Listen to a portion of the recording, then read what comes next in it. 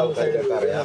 അപ്പുറത്ത് കാരണം മഴ കാരണമാണ് മക്കാമിലേക്ക് ഞങ്ങൾക്ക് ഇത് സിയാർത്തുണ്ടായിരുന്നു. സിയാർത്തിന് വേണ്ടി വന്നതാണ് ഞങ്ങൾ. നമ്മളെ കുട്ടിയാണ് കേട്ടോ. ഓള് ഇപ്പോൾ 8 മാസമായി. അപ്പോൾ ഞങ്ങൾ അവിടെ വന്ന് സിയാർത്തിന് വന്നതിന് ശേഷം നേരെ ഞങ്ങൾ ഇക്കോ ടൂറിസം ഒന്ന് കാണാൻ വേണ്ടി വന്നതാണ്. ഇക്കോ ടൂറിസം മഴയൊക്കെ പെയ്ത് നല്ല അടിപൊളിയായിട്ടുണ്ടാവും.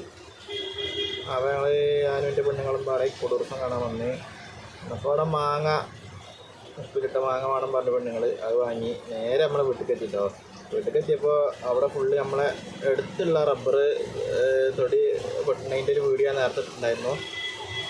ഒരു ജാതി മഴയും അവിടെ പണിക്കാർ കഷ്ടപ്പാടും ട്രാക്ടറുകളും ആകെ ഒരു പുക ഇന്ന് പറയേണ്ട മക്കളെ എന്താണ് മഴ.